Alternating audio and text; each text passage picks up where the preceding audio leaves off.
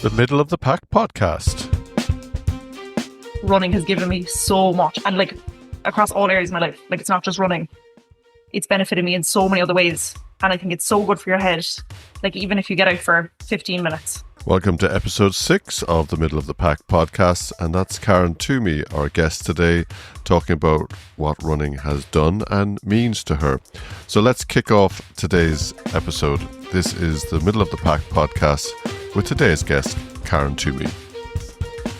All good. Yeah, it's been a busy week, a lot of things happening. So yeah, good. I feel like that's life. Training, working, everything is just hectic. That's life. Yeah, and your day job is a teacher, or am I wrong? Actually, yeah, I'm a primary school teacher. Only as of recent though, I qualified in April. So I actually did a master's in teaching with Hibernia. And I actually did nursing before that for 5 years. Oh, right. Very good. Yeah. And I was working as a personal trainer then as well. So I feel like I'm kind of a jack of all trades. But teaching now is like my final career. I'm gone from the gym. I'm just teaching. And that is the favourite? Oh yeah, 100%. I love it. I knew when I went into nursing that it wasn't for me. And I found it really hard to apply myself. Like, I'm the type of person, I have to love something to want to do it. So I found it really hard to apply myself. So like I really trudged through 5 years of it to come out with a degree at the end. Whereas with teaching then I found the total opposite. Like, it was the 2-year master's was one of the hardest things I've ever done, but I loved every minute of it. And I loved like working really hard for it.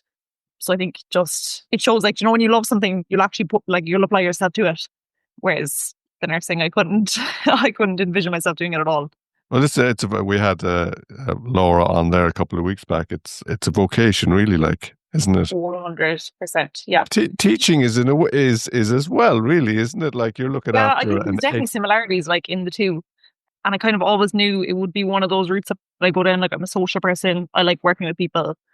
I knew that I'd have to be doing a job where I was busy, that I was up and moving around. So I was always going to be one of those routes. But definitely both are a vocation, yeah. So teaching hours probably does suit running though, doesn't it? Yeah, like I'm only kind of finding out now because, so I only started like, say, officially working as a teacher, a qualified teacher, since last week. Prior to that, I've been, say, teaching. I was working in the gym. I was still doing nursing hours because I was only subbing, and I was still doing college work. So I was kind of doing a bit of subbing, a bit of working in the gym.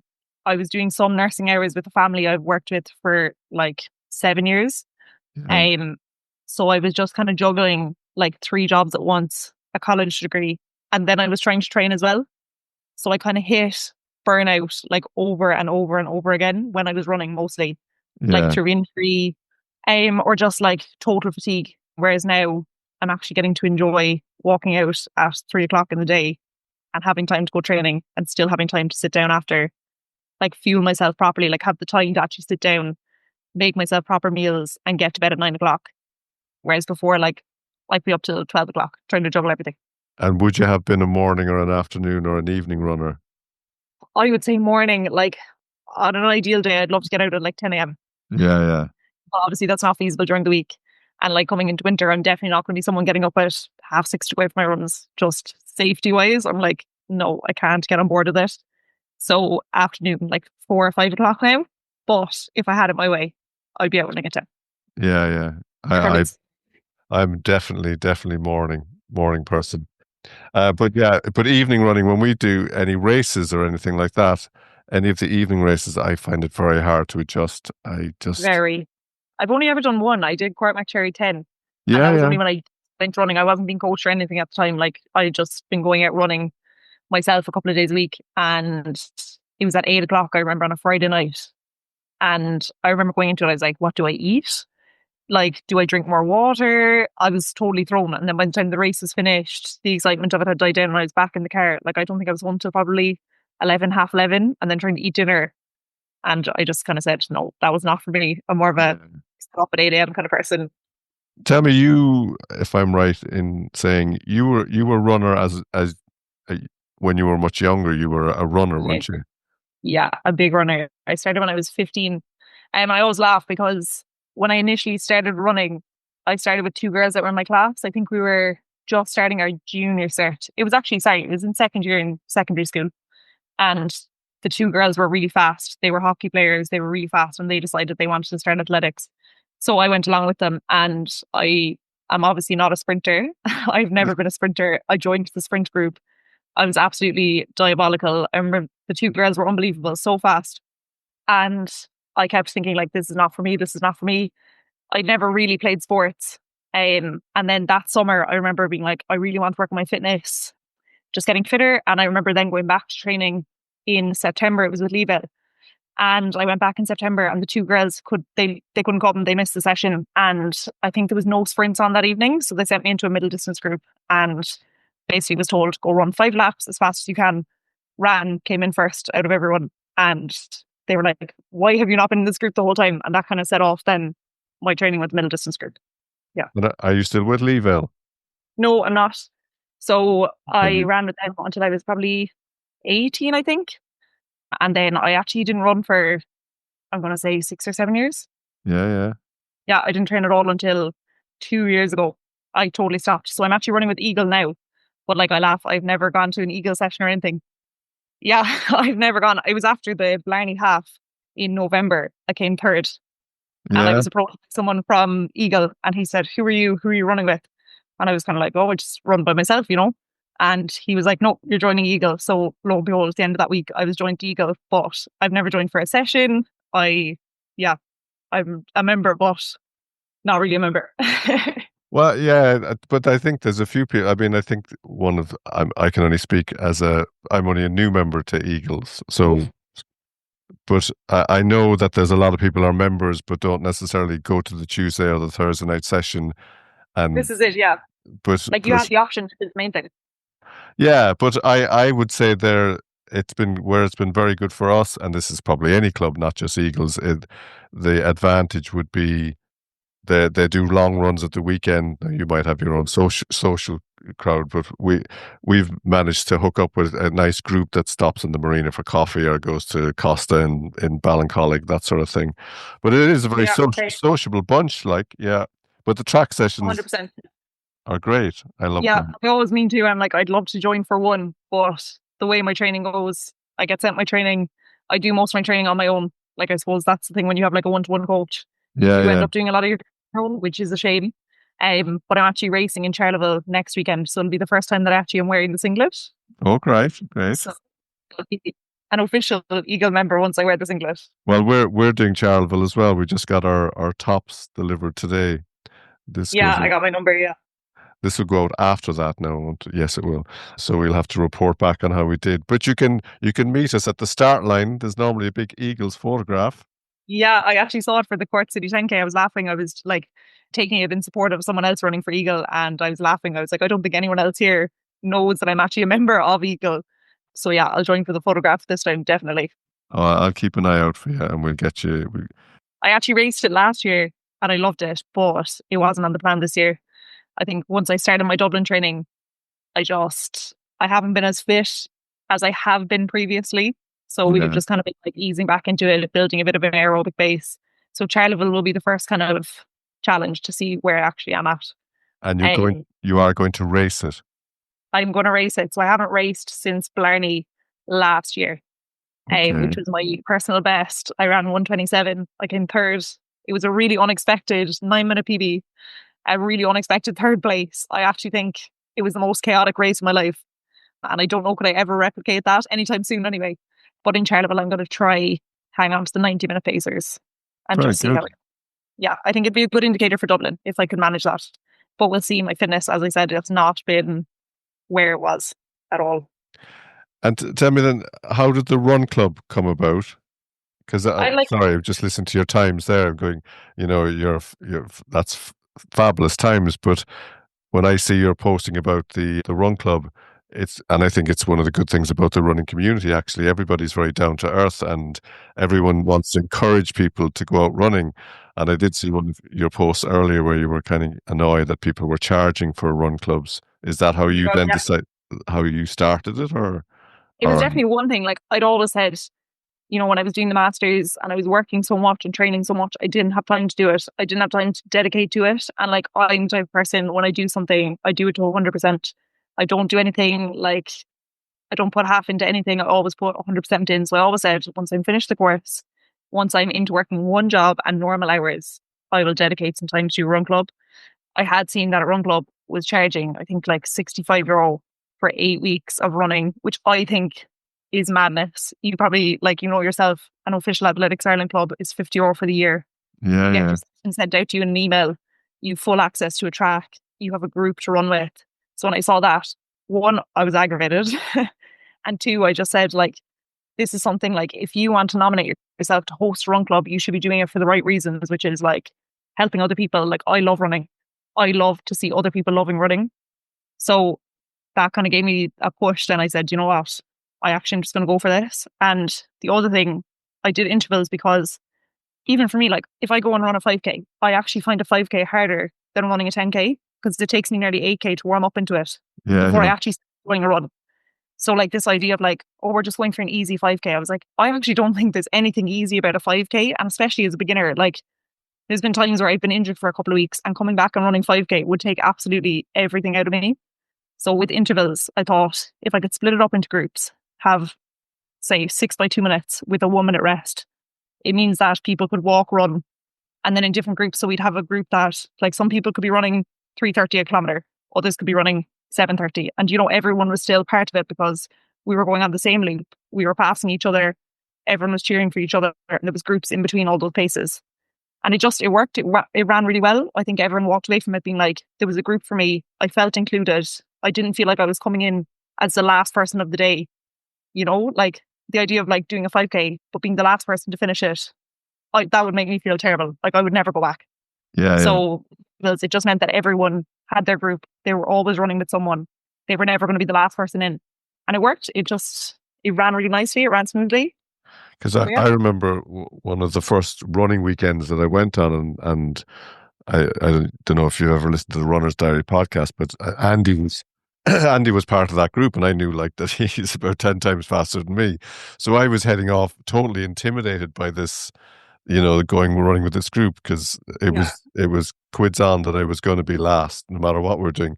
But they Right. decided to do just as you're saying, we'll go 20 minutes out, 20 minutes back. And I was going, well, sure, that's great. Everyone was back after 40 minutes. It makes it so much more inclusive, doesn't it?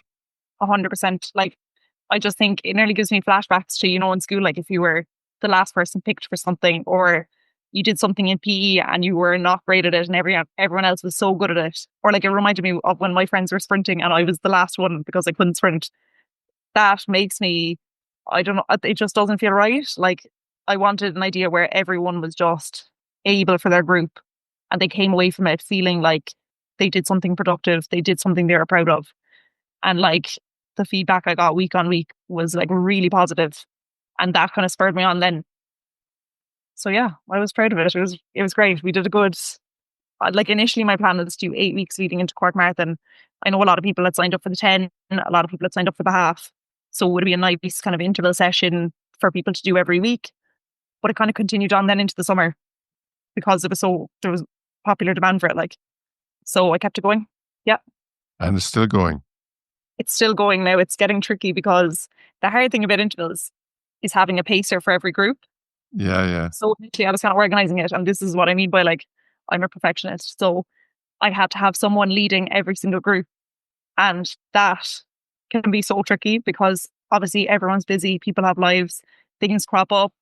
And yeah, that's the hardest part is probably organizing that. So I'm trying to think of a way where maybe I don't need pacers for every group, but I'm still in the process of like trying to figure out how I want to do that. So recently we've kind of been doing easy runs, but again, like you were saying, I'm setting it in minutes rather than like distance. So like we Yeah. might run 20 minutes, some people might run 40. But yeah, and then life as well, it's just hectic trying to agree to every Sunday. And you know yourself with your own training, like every Sunday I usually have a session on. So it's not possible for me to pace a group anymore. So we'll see. I might do a relaunch maybe after Dublin Marathon when things calm down a little bit. Yeah, yeah. And so how did it come about then that you had the Adidas try on, or did I read that wrong? You did, Yeah, didn't you? yeah, we did. Yeah, so that was actually through John Buckley's. Okay. So John Buckley's are amazing. Like we've done so many collaborations with us, and it's usually they will come to us and propose some sort of idea. So luckily Adidas had come to them saying, we want to host a run club, a try on run club, and they came to us then. And I didn't realise at the time that it was the first ever one to be in Ireland, which was really cool. We found that out on the night. But the representatives from Adidas, they actually drove the van over from the UK. And I've never, it's like a runner's dream. I literally walked in and there's just shoes all over the inside of the van, all displayed in like glass cabinets. It was class. Yeah, I went to the other one. The Edge had one as well in Tremor Valley. Now I'm a bit of an Adidas fan, but I had never worn their shoes. I Mm. had been more into the more Brooks or Saucony, and but I was always tempted to get the Pro Fours, but thought they might have been too much for me. So something like that is great then, where you can wear, you know, 100%. each of the shoes. So I was like the glutton going, I want to have a run in all three, please. And Yeah, yeah. I was the same. I tried on the three. And you know what? Similar to you, like I'm Asics through and through. Like they're my everyday running shoe. I wear the same Asics for like my long runs, my easy runs, my sessions. But then if I was reaching for a super shoe, like I'd go for the ones you see on Instagram or the ones you see on TikTok, which is predominantly Alpha Flies. I actually bought a pair of Alpha Flies and I didn't love them. I didn't actually run in them, but I knew from the get go, I was like, these are not going to suit me. yeah, And I ended up selling them. And I was really stuck on what to go for, but I tried the Pro 4s and I actually loved them. yeah. And the Evo SLs, I was surprised because I thought, I heard people saying, "Oh, these are a great shoe for the price," but Yeah. I thought they were fabulous. In fact, I thought all three were fabulous, to be honest. And we're not sponsored by Adidas, just in case anyone's listening. Yeah, yeah. Why are No, they I buying it at really that? like Steve ourselves as well. And I've heard really good feedback from them. So like a lot of clients say in the gym are wearing them recently, or I've seen like even people for High Rocks are wearing them. Like as an everyday running shoe, I think they would be very nice. Like I'd be very fussy now about my shoes. So, what would be? I'm being slightly tongue in cheek here. Now, what would be your shoe rotation and also outfit rotation? Because I did see you had a bit of a dilemma with Oh yeah. Yeah, color yeah. schemes. Shoe wise, I wear the Asics Super Blast at the moment for literally everything. My coach highly recommended them to me. He sent me the link multiple times. So I invested in a pair. For tempo runs, fast runs, Literally everything. Yeah, long they're runs. like really light, really stacked with foam, and they're like netted nearly. Yeah, yeah, So super, super light, but they're so responsive. I've never had a shoe that I can wear for a long run, for an easy run, and then turn over at such pace. They're actually like incredible. I'm actually going to race Charleville in them. I'm going to avoid a super shoe for the moment, just for like precautionary reasons. But I really love them because previous to that, I was always wearing the Asics Gel Cumulus or the yeah, Nimbus, and I yeah, loved them. But they're very foamy, like not even foamy. They kind of have a gel sole that after a while on a long run, you would start getting blisters just because they kind of cushion a bit more. Your foot kind of sinks into them. So I was getting blisters, but like the very first day I wore Super Blasts, I ran 19 kilometers in them, having never ran in them. And I didn't get a single blister, which to me is always a really good indicator of a shoe. yeah, yeah. Um, and like super comfortable, like no issues breaking them in. And I wore them for my fastest session yet on Wednesday, and they were incredible. Like I was able to turn over major pace. So that they're literally the only shoe I'm wearing at the moment. Prior to that, I was wearing, I always say Saucony. I don't know if I'm saying it right. I know Well, some that's what people I say, say. So yeah. must be right. And I was wearing Elite, no, Saucony. I can't remember. They were a carbon anyway. And I laugh. I Yeah, actually yeah. lost them. I put them down in the Marina Market when I was eating food, and I walked straight out without them. Oh Never seen no, again. Yeah, 200 not ideal euros. for your €300 pair of super shoes, but yeah, they were time. It was time for them to go anyway. I'd done a few good runs in them, so I have to But invest. Actually, I was in John Buckley's earlier today, looking at the Asics Mega Speeds. I think they're yeah, called. yeah. So they're definitely an option for Dublin, or maybe Saucony. I trust them, so we'll see. Or the Pro Force. Oh, I get killed at home. Like I have shoes pouring out of my wardrobe. It's actually shocking. I might wear them for a couple of weeks and I'm like, oh, I'm not mad keen on those, and then I'll swap them out again. And Um, I would always try and have a little bit of razzmatazz and have socks that have to stand out. But you oh obviously yeah, must be very conscious then of your outfits matching your shoes. That must be very yes. difficult for your Yeah, TikToks. so I'm a big Lululemon fan. I think anyone that knows me knows that. I laugh like the girls in there at this stage, they now send me pictures of new stock that comes in and they're like, oh, you'd love these shorts, you'd love this top, like a salesperson's dream. But yeah, literally anything Lululemon, I love all their stuff. I luckily actually was given an outfit from them for the Cork Marathon. So I had great fun going in and trying on all the different bits. Got a pair of fabulous shorts. They were blue, of course, and the white top, pink scrunchie, pink socks, blue and pink shoes, all tied together. So yeah, and then I usually always go, as you said, matching socks, matching shoes.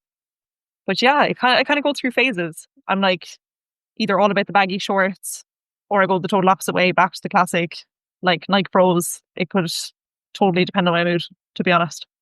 And I hate winter dressing for running. I'm much more of a summer. I like the shorts and the nice tops. I'm sick of the long sleeves already. with the at least this winter was mild enough. You probably could get away with it. And the TikTok, it's more TikTok really for you, isn't it? It's not really Mostly Instagram. TikTok. Yeah, yeah. I love TikTok. Do you know what? I think you can post a little bit more like whatever you want. I always feel. Um, Whereas Instagram, I kind of keep it more of like a business page. Like I kept it a lot for like my PTing and my classes. Whereas I feel like I can kind of share whatever I want on TikTok. It's just more like free or something. I don't know how to explain it, but like some of the things I post on TikTok, I would never share across onto my Instagram feed. I just feel like you have a little bit more freedom to post on TikTok and as frequently as you want. Like I by no means have a huge following on TikTok in comparison to people like that are TikTok famous, but like I think that I have a nice community and like Yeah. people who have like very similar mindsets to me, or like people who just enjoy watching my running or are inspired by it in some way, shape, or form. But I was laughing after the Cork Marathon. I ended up doing the half marathon after dropping out of the full. My injury kind of came around. I did the half just for a bit of crack with my friends, and we went to Deep South after. And there was a girl at the bar, and I was standing next to her waiting to order, and she turned to me and she was like, I think I know you from TikTok. And I remember just thinking it was so strange. I think she said she was from Tipperary, and I couldn't believe it. I was like, oh my God, like, I can't believe anyone would ever recognize me from TikTok. And she was like, I love your running videos. And it was a nice moment, like, where I was like, okay, people actually do appreciate them. Because sometimes I get into my own head, I'd be like, oh, is this really cringe? Like, are people kind of laughing at what I'm posting? And I can go through phases where I actually will stop posting altogether if I do get into my head. But I think all in all, it is a really positive community. And most of the time I get really good feedback on it. So But I definitely think the running community is a supportive and positive community. I just find that the running community always are positive, are encouraging, are, you know, and I got so many people coming up to me at park runs saying, "Oh, I see you on, or I saw you on," and it is a great right. boost. It gives you that feeling of like, that you are doing something. But so That's many it, yeah. people had recommended, all of them were going, "Oh, she's great. You should have a look at her," and she's, Right. and I'm going, "All Yeah. right." It's always so nice to hear like, yeah, I think I am someone I do get into my head about these things. Like sometimes like I'd be like, why am I posting? No one cares about what you have to say. Like no one wants to hear what you have to say about running. But like I think like it genuinely comes from a really good place. Like I always say, I'm like, I don't want anything from TikTok. Like I don't want sponsorships. I don't want payments. Like I genuinely like sharing things about my running journey because I have been running for so long. I've made so many mistakes along the way and I've learned so much over the last couple of years that if I could give someone even one piece of information that they hold on to, I'd be delighted with that, to be honest. Yeah. When I saw you talking initially about, or being annoyed about charging for the run club, that's the sort of spirit that people need, really, isn't it? Like, Yeah, 100%. I definitely feel like it ruffles some feathers, but like running is a free sport. It's the beauty of it. Now, in saying that, I spend a stupid amount of money on shoes and clothes and socks and whatever, all the fancy kit. But at the end of the day, you actually don't need any of it. You need a good pair of shoes. Is the one thing I say that everyone should have, a good yeah, pair yeah, of shoes. And other than that, you actually don't need anything. You can just go out. It's free to run. And I think like running has given me so much and like across all areas of my life. Like it's not just running. It's benefited me in so many other ways. And I think it's so good for your head. Like even if you get out for 15 minutes, the benefit I think it can do for your head and for your whole day and across all areas of your life. Like I just, yeah, I love it. I remember my sister asking me when she was going, "Yeah, but does it not, does it not knacker your knees? Does it not, take its toll and blah, blah, blah?" And I was going, I find on the days, and this was before marathon blocks where I was doing, doing 5, some days 6 days a week. But I was saying the days I'm not running is the days that I actually feel worse, not necessarily headspace, but everything. Yeah, I actually was only saying this earlier. I was like, I'm grand when I'm running. I'm usually sore when I'm not running. Yeah. So I'll be like, oh, this hurts and this hurts and this hurts. And then I go running again and I'm like, oh, I'm grand. Like, yeah, it's just, I think it's a sport that gives you so much. And yeah, as I said, I just want people to love it as much as I love it. Yeah. But that definitely comes across in your TikToks. It definitely comes across that you have an enthusiasm. Yeah, definitely. Yeah. And yeah, but you were talking about it's so good for your head as well. I've often felt that there's times, you know, if you've got something stressful going on in work or there's a decisions that you have to make, you just get out and run. And either in running you're thinking things through, or the opposite happens, you just forget about it, you're worried about your pace or your heart rate or whatever. But although you either solve it or you actually just calm down about it. And that's one of the things that I find really good about the whole thing, you know? Yeah. Yeah. Always. It's even a bit like there's people talking about cross country running now, and they're going, oh, it's the worst thing in the world when you're out there. But the minute it finishes, you feel, I love so cross much. country. Oh, do you? I know I don't now, but when I was younger, oh my God, it was like my whole life. I was obsessed with cross country. I was a good cross country runner. I loved it. I loved the hills. I loved the muck. The muckier the course and the hillier the course, the better I would do. I just loved it. Oh, I need to let the girls and Eagles know that now because they're mad for I know. I saw it in the group chat. I said to my coach, there's no way he'd let me go run a cross country race coming into Dublin. Not a hope. No, I think like my wife Yvonne is tempted by it, which surprises me because she's not doesn't really love the cold, but she's gone to a meeting tonight about it. So I'm going like, yeah, I saw that. Yeah. Okay, interesting. I would love to. I said, you know what now? Next year, definitely. I would love to go back into a cross country season. Yeah, I loved it. I was always strong in the hills, muck. Like I remember running, I think it was in All Ireland in Meath, and we were literally, it was like a downpour of rain the 3 days leading into it, and we were nearly knee deep into mud, and I loved every second of it. Trudging like through it, and I loved it. I don't know. I don't know if I'd like it. I'm not sure. But it's definitely a different type of racing because every course is so different. Like you could have a really fast flat course, and then you could have like the one in WIT is literally up a mountain, and when you think it can't go up anymore, it goes up again, and then you spend about a hour just flying downhill. Yeah, I loved it. I used to hate coming into track then indoor. I hated indoor track, and I wasn't fast enough for 1500s and 800s. I think I was better as I started getting older because I could move out to 3Ks and 5Ks. But then my career kind of abruptly ended, so I never got to enjoy it, I think. Well, as much, yeah. Well, we're not abruptly ending, but it is a good time to finish. You're full of surprises, and I just want to say thank you so much for joining me this week. And I know you're going to come back in a couple of weeks to talk about your Dublin experience. So thanks for joining me. It's been a pleasure. Thank you so much for the chat. Nice to chat to you. Yeah, we'll see you again. Cheers. Bye. That was Karen Twomey, TikToker, influencer, personal trainer, teacher, run club organizer, and a fabulous runner. So good to have her joining. Next week we're going to have Gareth. Running with Gareth is the name of his account. Gareth Franklin will be joining me, and he'll be talking about his road to Dublin as well as his life as a runner and how he got into all of those things. So listen, thanks for tuning in this week. Follow us on all the social media platforms, particularly this podcast. Like and subscribe would be much appreciated. But for this week, thanks for listening, and join us again next Wednesday and every Wednesday for the Middle of the Pack podcast. Thanks for listening.